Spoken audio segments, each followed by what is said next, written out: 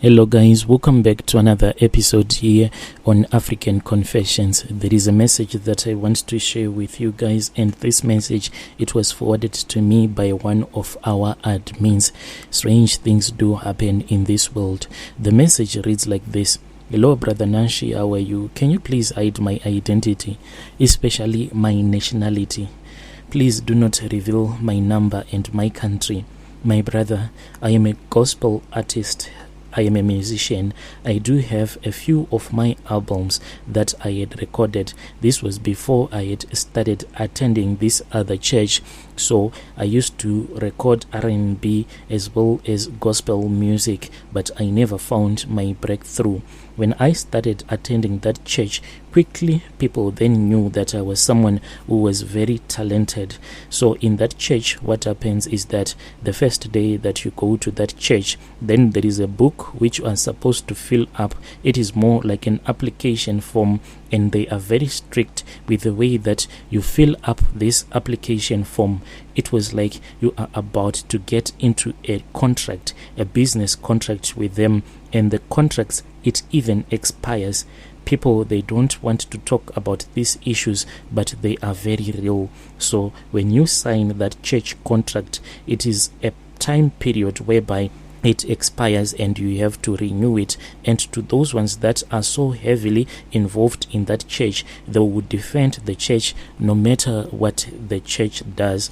My brother, after you have signed that application form, the next thing is that they will take your banking details and they will tell you that you have to create a debit order on your bank account. So like instead of you paying your tithes each and every month, no, what they do is that you tell your bank to create a debit order. Then each and every month, your money for the tithing, it goes straight into the church bank account. So when you are signing that contract, you write everything, your income, your extra income, you write everything. So each and every month they take 10% from the money that comes into your account. I mean, like everything about your life, your past relationships. There is even a page whereby you write in detail like all of the things that you have committed, like the sins that you have committed before, and the ones that you think you might be at risk, like committing those type of crimes and sins. So you tick off that category, and after you filled up that application form, and by surprise they will come and they will visit you at your place just to make sure that the address that you wrote on your application form, it is the correct address where you will be staying. When I started attending that church, I didn't even know that it is the way that it is run. It is run as if it is a business, because I went to church, it was on a particular Sunday. So when I went there, they asked me if I wanted to give my life to Jesus Christ. And as someone who had been looking for employment for a very long time without me being lucky, I thought that maybe if I give my life to Christ, then the doors of opportunity will open up for me. So I said yes, I wanted to give my life to Christ then, because I just wanted Jesus Christ to assist me so that I can get a job. It was on a Wednesday after I had gone to that church. That was when I saw two guys. They were walking into our family home. They were just standing outside. These guys, I didn't even know them. I had never seen them before. And these guys, I think that they use them as their private investigators. If they want to investigate someone, or like if you speak bad about the church, they will send you those guys that are like their private investigators, but they do not attend that church. No one knows them as such. It is only that one day they might just show up at your doorstep. So those guys, they came, and when they came, they started asking me a lot of questions. They pretended as if they wanted to deliver something that was very important to me. So I told them that yes, I am the one that you are looking for, and I assured them indeed that I stayed at my parents' house. And when they were satisfied, that was when a parcel came. When I opened this parcel, I saw that this parcel, it was coming from that church, and they had a letter that was written. It was placed on top of this other small box, and it was written, "Congratulations, you are now a part of the family. You are now a fully certified member of our church." And there was even a gift card that was inside that small box. You can use it like whatever you want to use it for. Like each and every month, this gift card, there is money that is loaded into that gift card. But this gift card, there are some categories. There is one that is for silver, then there is one that is for gold, then there is one that is for platinum, and the last gift card that the church gives to its members, there is a diamond card. So these cards, they go according to the tithing that you give to the church. So each and every church member, they try to reach that status whereby they have their diamond cards. There are some times when the pastor will be preaching in church, and the pastor will pull out his diamond card, and he will say, "To all my friends that have their diamond cards, can you please raise up your diamond cards?" So this is the thing that most of the people that are attending this church want. They want that diamond card so that they can seem to be like those ones that are living in the upper class. So each and every month, the gift card is loaded with the money so that you can go out and spoil yourself. But what people do not realize is that the money that is loaded into your gift card, it is not even a lot of money, considering the amount of money that you pay on each and every Sunday, because the church is all about giving money to the church. So they have all the money to give you back as a gift. So when I received that gift card, I was really happy that I was now part of this family.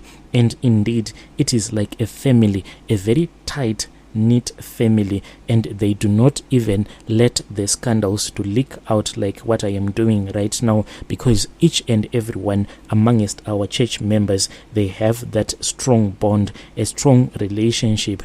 And what they have done is that they do not use violence to kick you out of the church, but they just make you feel so bad, like you have betrayed your own family. Because a lot of business people in our country, they attend this church. So there are a lot of backroom business deals that are done in this church. So if you have a business, they encourage you when you start going to church to fire your staff members. And after you're fired, your staff members that will be working for you, then they will encourage you to hire the people from church, people that they claim to know God. So when I got that gift card the next Sunday, I was then told that I had to do a testimony. So I didn't understand if it was okay that someone has to force you to do a testimony, and they said, "No, you have to do your testimony." And I said, "But I don't have a testimony at all. I am still looking for a job. God has not blessed me yet." That was when I was told to go and see the programmer. In our church, the ushers, they are not called ushers, but they are called programmers. So I went and I started speaking with the leading programmer for that day. And as I was speaking with him, he said, "I can see that you do not have a testimony. So what I want you to say is that when you are standing in front of church, just tell the whole church that you are looking for a job and you are going to get your testimony." When it came testimony time, that was when the mic was handed to me, and I went and I started giving my testimony, and I told everyone that was in church on that day that I was looking for a job. And after the testimonies, when the pastor was busy preaching, he then said, "Is there anyone who is willing to offer that girl that came here and gave her testimony a job?" And if there is such a person, they should raise their hands, and immediately they will be promoted from whatever stage they are at, and they will be taken to the next stage in the spirit. A lot of business people, they raised their hands. That is how I got hired by the church. And I started working for this other man that I am still working for. He has a good heart. He is a good-hearted man. It is only that in this church, it is more like sin is even encouraged, because This man that I am working for is quite an adulterous man, even though he is a good heart, but I have seen him to be sleeping around with a lot of women in his office. And the pastor and this man's wife, they know about all of these relationships, but it is only that this man is quite a wealthy man. That is why the pastor and the church elders have tolerated all of his doings that are not good at all. When I got hired into that company, unfortunately for me to be hired by that company, there was someone who had to lose his own job because he was not worshiping at the same church that the boss is worshiping at. The man was then forced to teach me all of the basic skills so that I can start working for my boss, even though I am not even qualified at all. They gave that man a very good package. That is how he was fired, after he was made to fill up some forms and some contract so that he would never sue my boss ever in his life. They gave him a contract that he should remain quiet, otherwise my boss will be the one to sue him, and my boss is quite a wealthy man.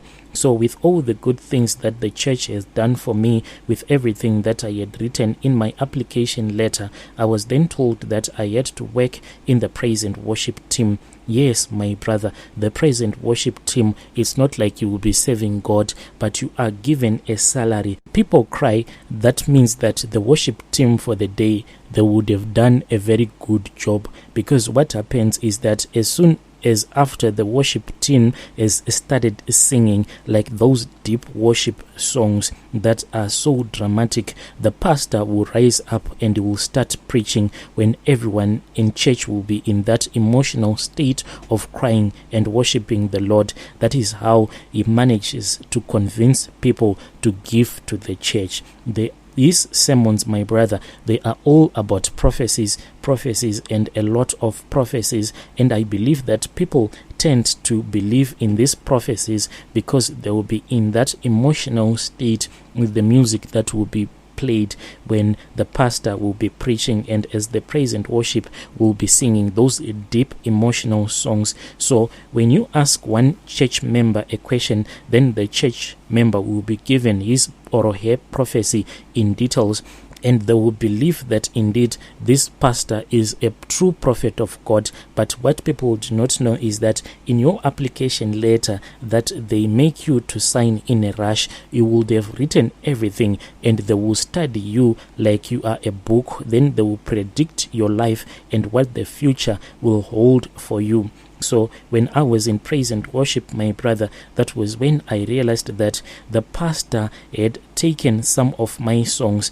and these songs, my brother, I used to sing them in church, and the pastor asked me where I had gotten these songs from because they were really nice to listen to. I told the pastor that I had been singing and writing these songs, and since now I had a job, I wanted to release an album. But what happened is that I was then taken to this other recording studio that is heavily linked to this church. Most of the gospel artists that are from our country, they record at that big studio. It is even sponsored by our pastor, but people do not even know this fact. When I was taken to that studio, I met up with this other woman. She is one of our country's best gospel musician. So I was really excited, and I forgot the whole reason as to why I had been taken to that recording studio. When I was there, that was when the pastor told me that I had to teach that gospel artist all of my songs that I wanted to record for my upcoming album. So I kept on teaching her all of those songs. What I didn't realize at that time was that as I was teaching her those songs, when I was not there at the studio, then they would record the music. It really pained me, my brother, that this woman, she took all of my songs, even though she does not even know that those songs that she had on one of her albums, they are my songs. She recorded them and published them thinking that the songs were written by the pastor. It was only after I heard that they had gone for a music video shooting, and after we had watched the music video in church, the pastor was celebrating that woman's success in music. That was when I realized that all of my songs had been stolen. But my brother, I cannot do anything about this because my life is tied to this church. So I went to the pastor's wife and I wanted to understand what was really going on. That was when the pastor invited me to his house. When I went there, I then saw that on the coffee table there was a big brown envelope that seemed to have a lot of money. And the pastor's wife said, "My child, take this money, for it is a gift that we have decided to give you." I opened up that brown envelope as they had requested me to do, and when I looked into that envelope, never in my life had I set my eyes on such a huge amount of money. Then the pastor said that, "I want you to invest this money. I am the one that is going to be your investor, like a private banker."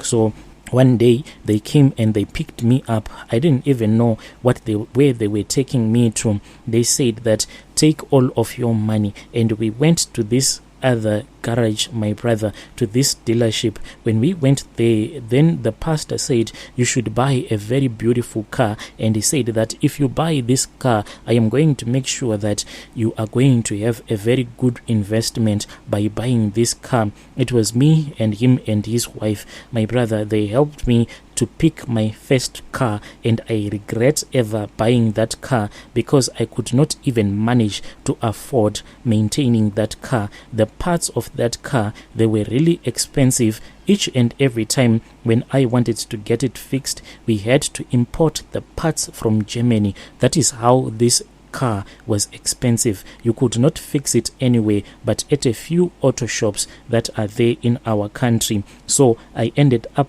buying that car for a huge amount of money, and fixing it I could not even manage. I could not even drive it because it was very expensive. After we had bought that car, the next Sunday he said that he was going to pick me up at our family house. It was like the whole church, they passed through our house. It was a very big convoy, my brother. The pastor came. It was him and his family. They were in one car. Then the church, a lot of church members, but there were only a selected few, those ones that have the diamond cards. They are the ones that are allowed to join up the pastor's convoy. The pastor was the one who was leading the convoy, and when they came to our house, they told me that as for me, I'll be driving just behind the pastor and the rest of the church members, those ones that have the diamond gift cards. They'll be driving their cars behind my car.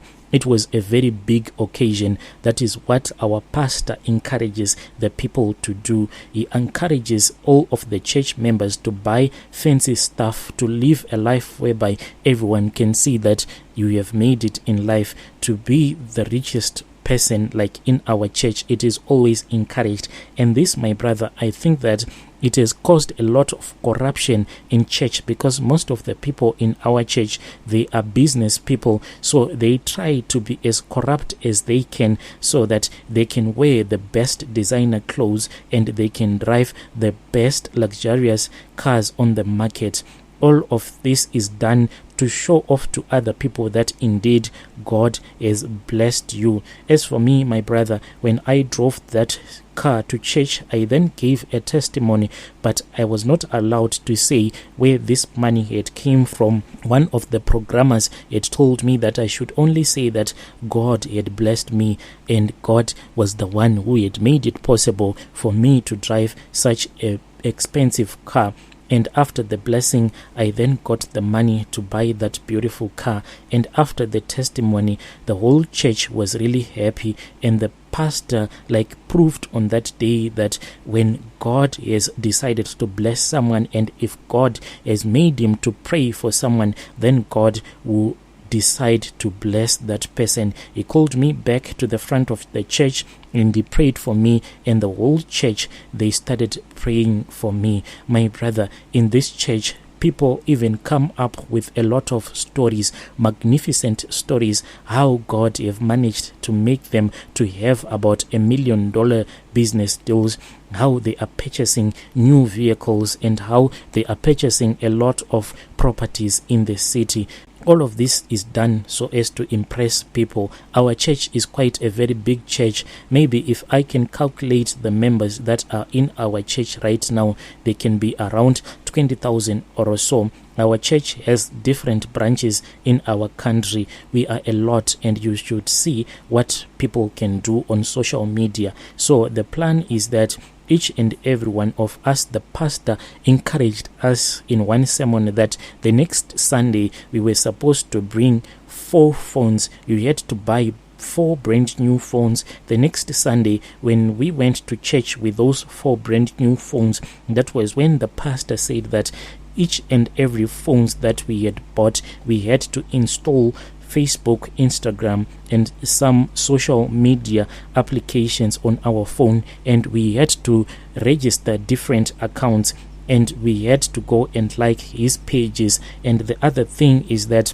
if anyone tries to criticize the pastor, especially on Facebook, we then take our phones and we make sure that we defend our church at all costs. He even encourages us, if you see any negative post about our church, especially on Facebook, what you do is that you go to that person's profile, the one that will be criticizing the church, then you will capture his profile picture, then you will post it, and you will show the world what type of a poor man dares to criticize such a wealthy man of God. So just imagine, let's say that if 10,000 of our church members have all got 4 or 5 phones, and they have many different accounts on their phones, just imagine how much they can defend themselves.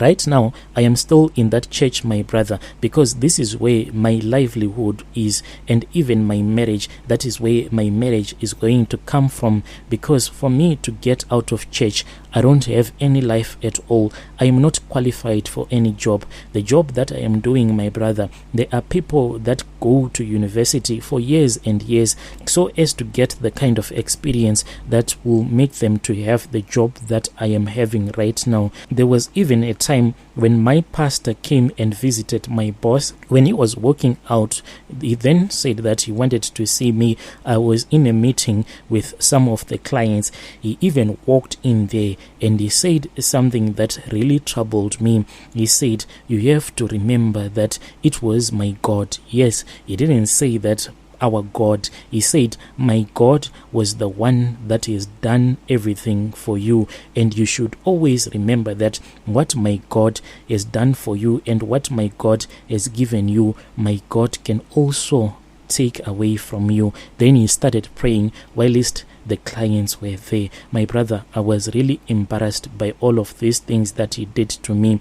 So when I look at the life that I have managed to give to my mom, even right now, if I want to walk away from this church, it will mean going back to where I was before, when I had nothing, when I was living in poverty. So this job, my brother, that I have is the one that is keeping me in church. Right now, financially, I have something to offer to my family, unlike before. Yo, dear listeners, right there was a message that was sent to me by one of our admins. Strange things do happen in this world.